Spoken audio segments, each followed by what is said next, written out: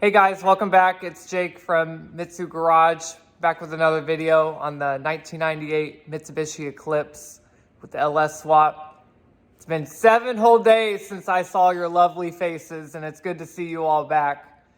We have a lot of updates to share with you today, mostly just little things, but I'll take you on a tour of what we've done so far, so let me show you. All right, guys. First, I wanted to show you what we've done so far. We got our new rebuilt GM 4L60E transmission. If you guys noticed before, we had one in there, but it's actually just a dummy core. So here's what was in it before. It's just a dummy. As you can see, it's hollow. We just use it for mock-up purposes. It's pretty heavy, having a standard transmission in there for mock-up purposes. So we just use this to kind of get some measurements. We got a new flywheel installed. We installed a 2800 speed torque converter. We also got our new transmission dipstick over here. We got some stainless steel transmission cooler lines.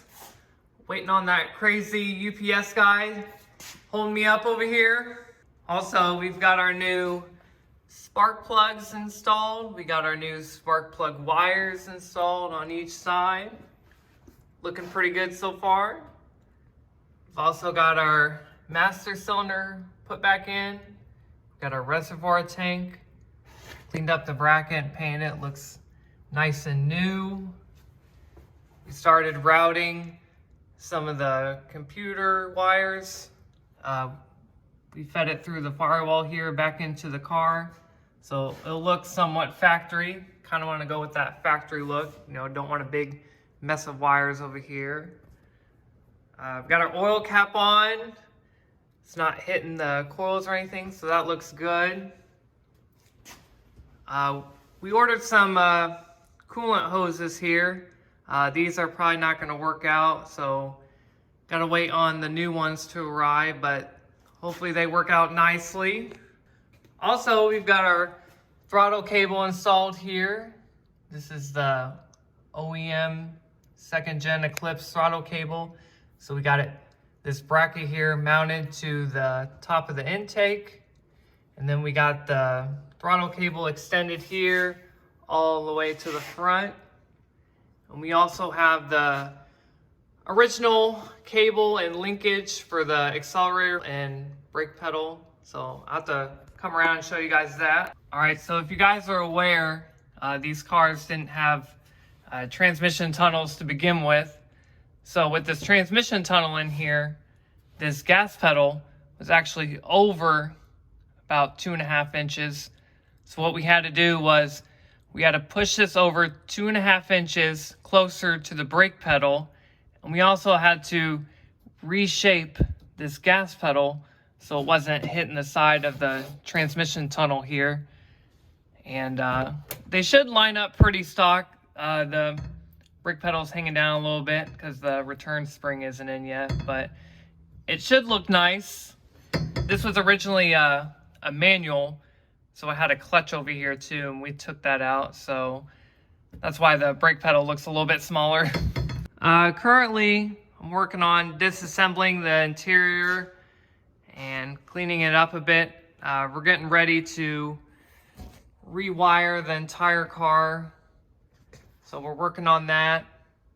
This seat is just here for mock-up purposes for the transmission tunnel. So currently I'm working on disassembling the door and the rear quarter windows and the back window.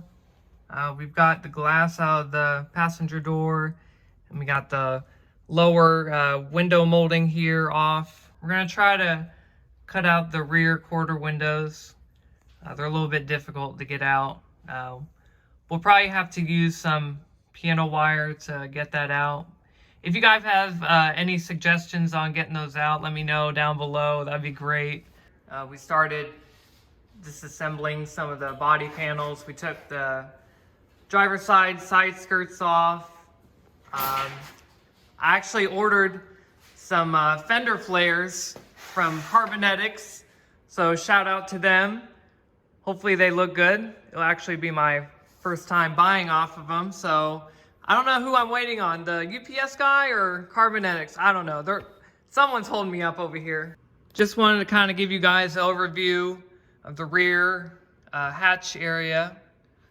We took out the rear washer tank for the front and rear windshield wiper fluid. We're not going to be using either one for the front or the rear. So we're probably going to plug off the rear wiper hole, and we're going to remove the squirters. We don't have any need for that really. It's just more weight in the car, unnecessary. We've also removed the power antenna. The car's probably still going to have a radio in it. We're probably going to put like a little shorty antenna inside there. So we'll see about that one. I know I said this a million times, but the car has absolutely no rust on it. The car looks beautiful. I actually started cleaning this rear hatch area. Haven't started with the back seat or the front seats yet, but plan on painting the whole inside of the car as well with that rust bullet. If you guys caught my last video, you saw me painting the underside with it. It's a great product. And if you guys haven't seen it, you could check out my last video where I was painting the underneath of the car. I think a lot of you guys really liked it. It's a really good alternative to, you know, spending a fortune on painting something. And, you know, it has good results, you know. It's just a one-step process. You can paint it on with a brush, and it looks fantastic. So if you guys want to see that, you can watch my last video. But I should be painting this here probably this week. I know I told you guys in the previous video that we probably were not going to use the gas tank, the stock gas tank, because we were actually missing the other fuel pump. I mean, the fuel pump wasn't the big issue. It was this ring that goes around, and you can't really buy that anymore. But lo and behold, a couple days ago, I got a package in the mail, and look what's on my front porch. Someone actually sent me a fuel pump unit. I realize the stock fuel pumps are probably not going to be enough pressure to run the car now, but we're probably going to put a different fuel pump in it, so it's not a big deal. It's just like the little things like this, you know, stuff you can't get anymore. And, you know, speaking of that, I also wanted to show you guys, I do have the stock gas tank shield, but it's pretty bad. I mean, it's not really salvageable. Even if I sandblast it, you know, we got this big chunk of hole down here. You know, parts for these cars are getting really hard to find, and I contacted a Mitsubishi dealership and ordered one actually, and I thought I could buy one, but email back saying, you know, it's discontinued, you know, we can't get you one. So I'm in desperate need right now of a stock all-wheel drive gas tank shield. So if anybody knows anyone and wants to help us out, you know, it'll be put to good use, and it'll be on an iconic car. So if you guys know anyone that has one that's not rusted out, or either a brand new one or something that's salvageable, you know, let me know, reach out, because I'm in desperate need of one. And, you know, I like seeing the community come together and help everyone finish their projects. Doesn't matter what it is, you know. So if you guys know anybody, let me know.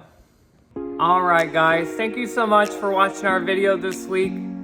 I just wanted to personally tell everybody I really appreciate y'all checking in on us and messaging me or commenting like, hey, what are you guys up to?